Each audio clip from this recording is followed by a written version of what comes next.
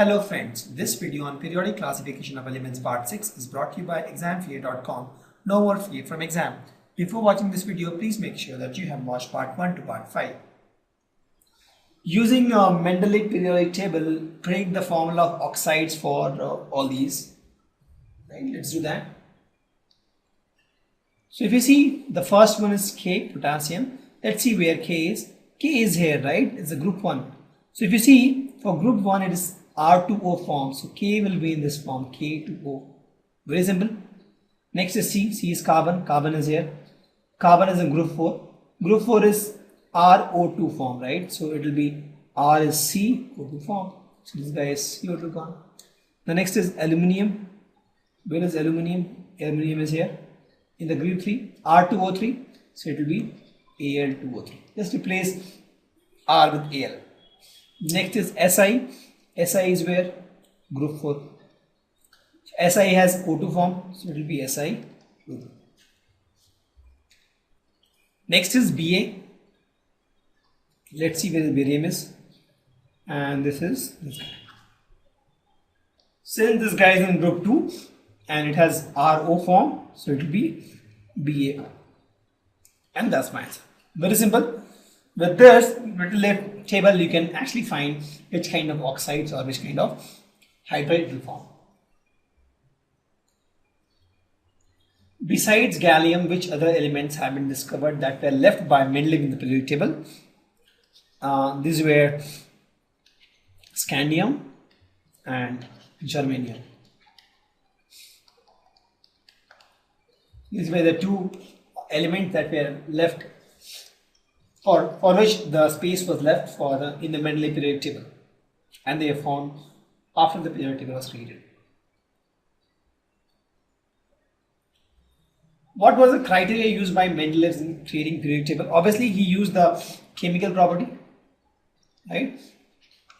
So he found the oxides and hydrides of the elements, and based on the oxides and hydrides, he created the group.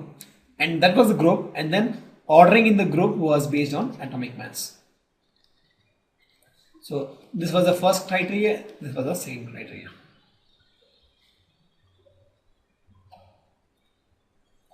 Why you think noble gas are placed in a separate group? Because they are inert, they don't react, and they are different from all other. Right? They're different from all other. So they are placed in a separate group. Very simple answer. Now let's study the modern periodic table based on Moseley. So this guy, Moseley, in 1913, he showed that atomic number is a better fundamental property than atomic mass. And please note, atomic number itself was found by this guy, because till 1896, nobody knew what electron is. The atomic mass was all found by stoichiometric equations by chemical reactions. 1896, this guy Thomson found electron, and then that was the area where radioactivity was at peak, and this guy was a physicist, and he was able to find a number of electrons in a particular element by the rays it emits. Right? By rays it emits. So with that, he was able to find a number of elements, number of electrons, and that is nothing but the atomic number. So he coined this word atomic number, and he found the atomic number for all the elements, and then he observed that if you use atomic number instead of atomic mass in the periodic table as used by Moseley, it overcomes a lot of limitations. Correct? And that's what he did. Also, electronic configuration is a perfect basis for classification of element. So this was also used because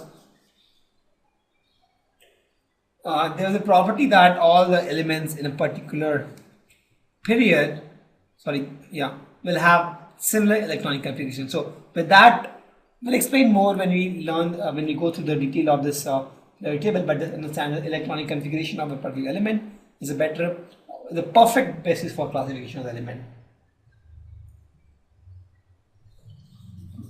Periodic law can be stated as properties of element are periodic function of their atomic number. Let me spend some more time on the electronic configuration. For example, I have element which has electronic position of 282. That means this guy is first, second, third period, right? And this guy will tell you the group number. So this guy is second, that means it is the second group. So this is my element I am talking about. Let's suppose I have element 2, 3. So there are 2 first, second, so it will be in second period. 2 and 3, so this guy is 3, so 3 is group 30, right? So this guy is this guy.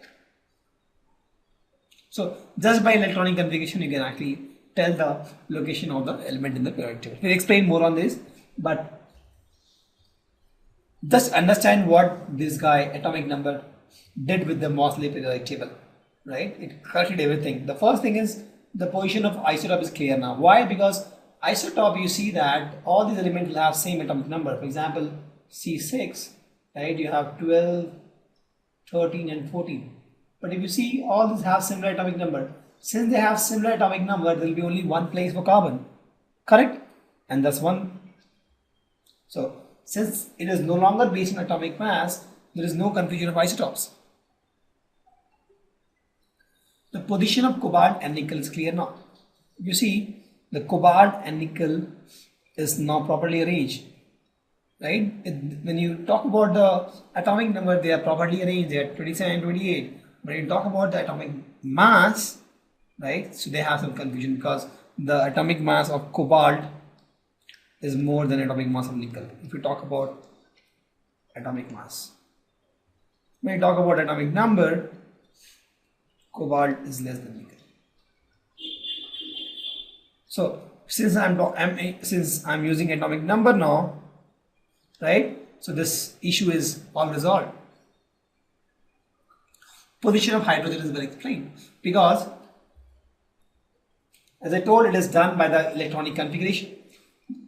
If you see hydrogen is atomic number is 1, electronic configuration is also 1. That means in the valence cell, the outmost valence cell, it has only 1 electron. So it is in group 1 because in this all the elements are present which has 1 electron in the outermost shell. So with this they got a position for hydrogen because the formula for grouping is different now. It is not based on the hydrates and the oxide form, but actually it forms similar hydrates and oxide, but it is based on this electronic configuration. And also answer this question that whether it is possible to have an element of atomic number 1.5 between hydrogen and helium. We can say no. Why? Because atomic number is natural number, right? So we can't have a natural number 1.5, correct? So with that, this question, which was not answered that time, it is solved now because atomic number is a natural number and natural number can't be 1.5. That means if I say that how many elements can be between 1 and 5, let's suppose, or 1 and 6, then I can say that there are 2, 3, 4, 5, there are 4 elements between 1 and 6, right? If we talk about atomic numbers. But if you're talking about atomic mass, you tell that 1.2 and 5.8, the atomic mass of two different elements. How many elements can be there between these elements? You don't know because they all decimal numbers, right? So this question was also answered with this atomic number. So the only one correction that is using atomic number instead of atomic mass solved so many issues.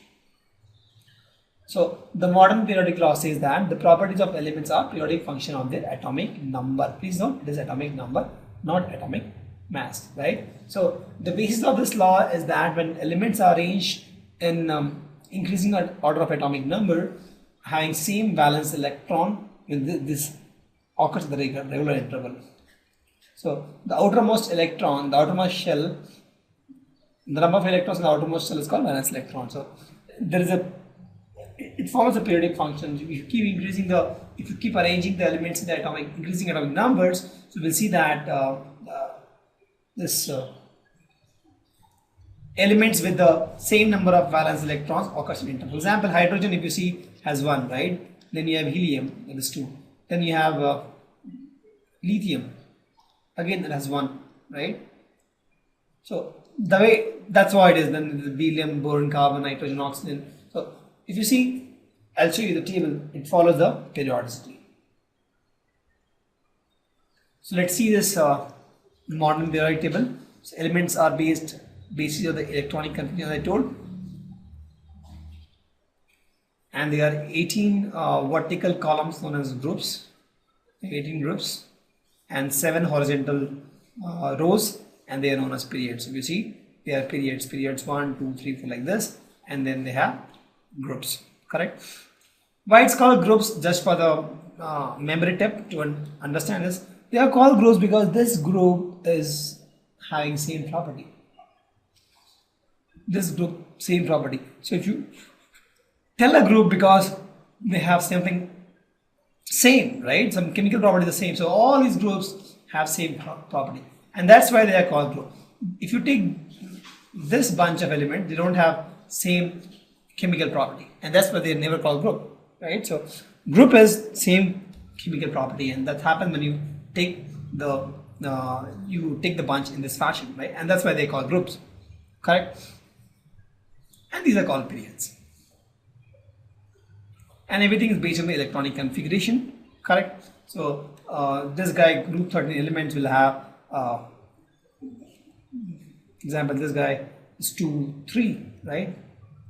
This guy aluminum is 283 electronic configuration. So if you see, both have 3 electrons in the valence shell, right? And they have, if you take this guy, let's suppose beryllium and magnesium. Beryllium is 2, 2, and magnesium is 2, 8, 2. Correct? So if you see, both has 2, and that's why it is group.